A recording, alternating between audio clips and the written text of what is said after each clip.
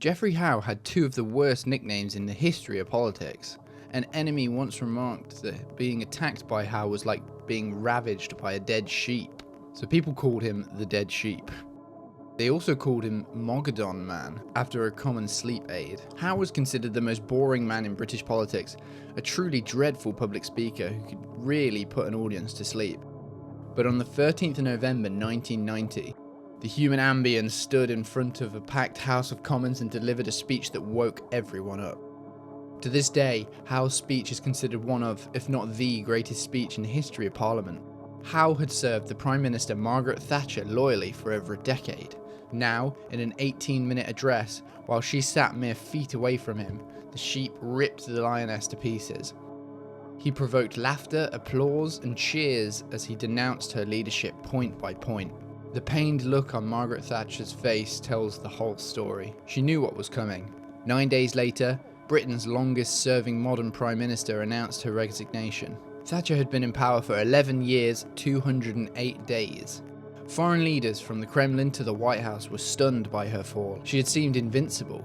The Iron Lady had turned to rust. Few people in modern history are as controversial, worshipped by some, absolutely loathed by others. Who was Margaret Thatcher really? Why is she so loved and so hated? And how was she destroyed by those closest to her? Welcome to History Snob.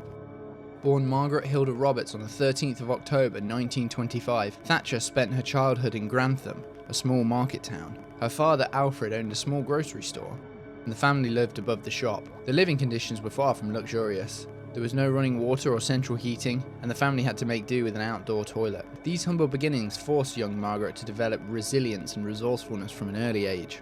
Her father, a strict Methodist and a self-made man, served as a town councillor and later as mayor. He brought Margaret to council meetings and encouraged her to engage in debates. Margaret excelled academically, winning a scholarship to study at the prestigious girls' school. With a fierce determination, she secured a place at Oxford, where she studied chemistry. It was here that she began to hone her political skills, joining the school's Conservative Association. But before entering politics, she would make her mark in an entirely different field that involved chemicals, machinery, and ice cream?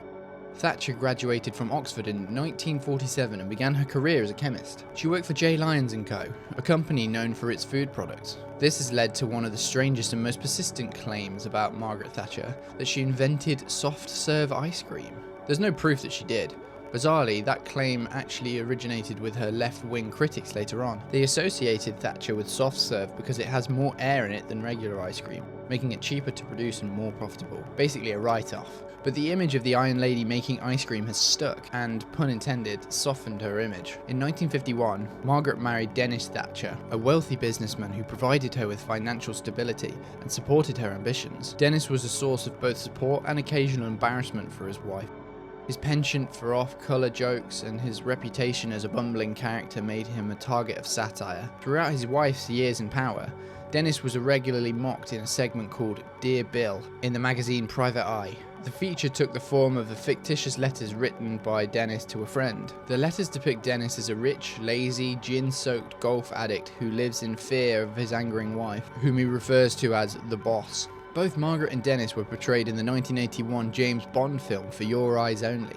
Dennis is shown grinning like an idiot and Maggie slaps him when he tries to eat a piece of fruit. Interestingly, Dennis wasn't offended by these caricatures. Actually, he played into them.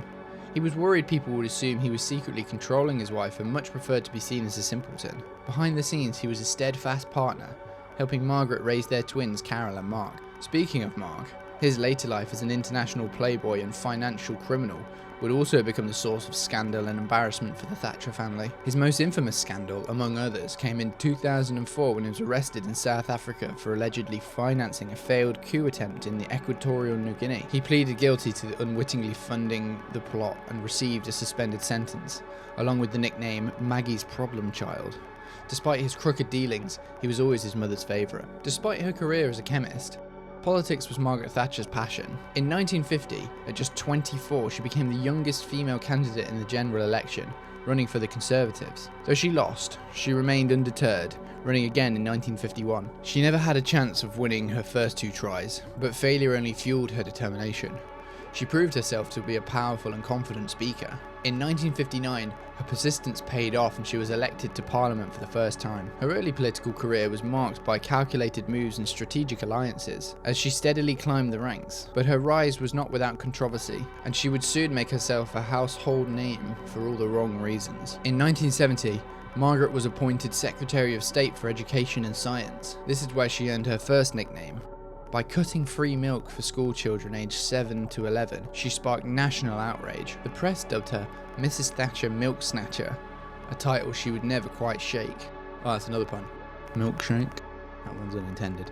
Anyway, the move was part of a wide cost-cutting effort, but it made her deeply unpopular. Despite the backlash, she remained unapologetic, seeing herself as someone willing to make tough decisions rather than pander to public sentiment. This was just the beginning of her most controversial decisions. In 1976, Thatcher made a fiery speech criticizing the Soviet Union, accusing it of seeking to dominate the world. The Kremlin responded to her, calling her the Iron Lady. Instead of rejecting the label, she embraced it, and it became one of the most enduring symbols of her leadership style. Her unwavering resolve and refusal to back down in the face of opposition earned her both admiration and criticism. Interestingly, Thatcher's toughness extended even to her personal security.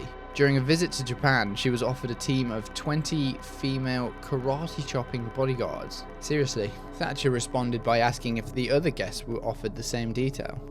When told no, she demanded to know why she would be treated differently. In 1979, Thatcher became the leader of the Conservative Party, leading them to victory and making history as Britain's first female Prime Minister. Her immediate goal was to deregulate and lessen the impact of government. She faced calls to reverse her position when unemployment skyrocketed, including by her own party. But Thatcher silenced her critics with the famous words, "This lady's not for turning." She was not the sort of woman who would change her mind, no matter what. Thatcher's leadership style was uncompromising, and she was determined to implement her vision for Britain, regardless of the backlash.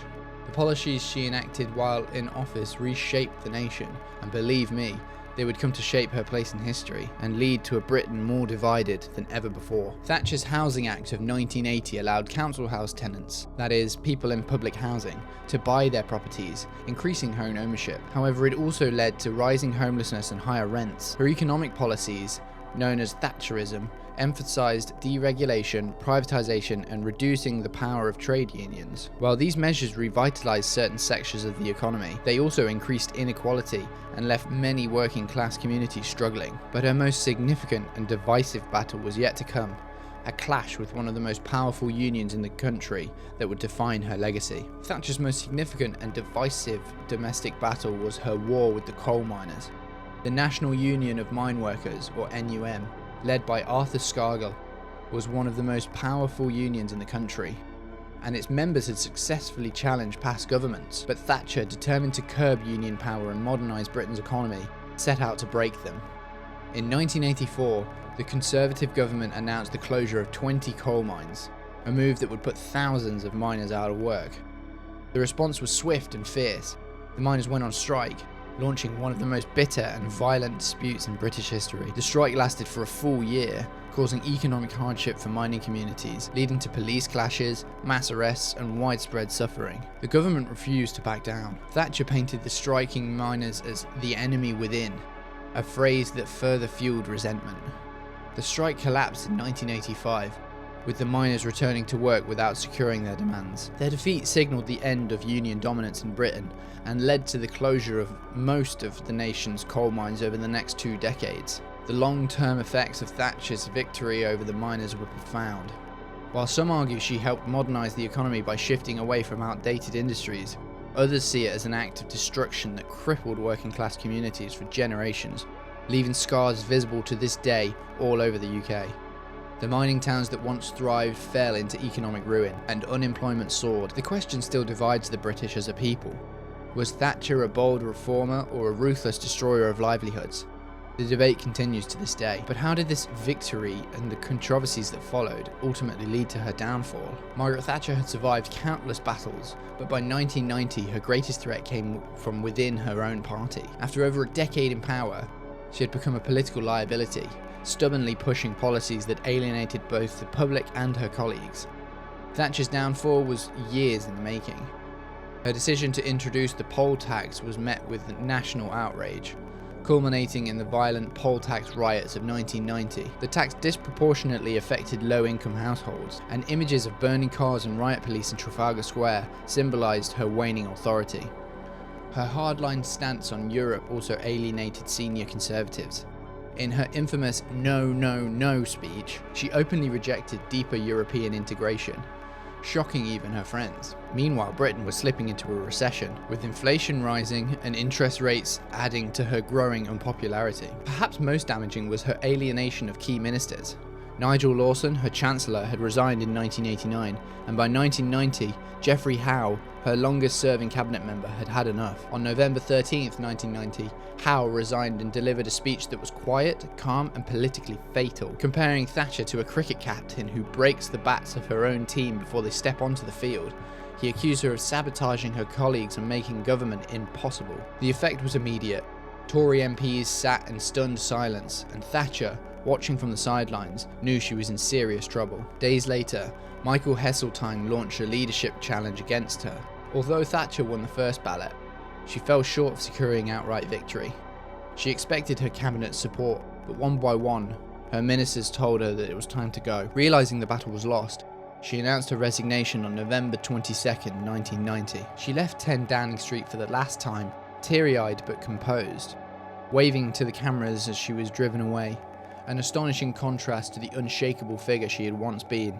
Her successor, John Major, quickly distanced himself from her most controversial policies. Thatcher, however, never forgave those who betrayed her and remained an influential but sidelined figure in Conservative politics. Her fall from power was a lesson in the fate of long-serving leaders.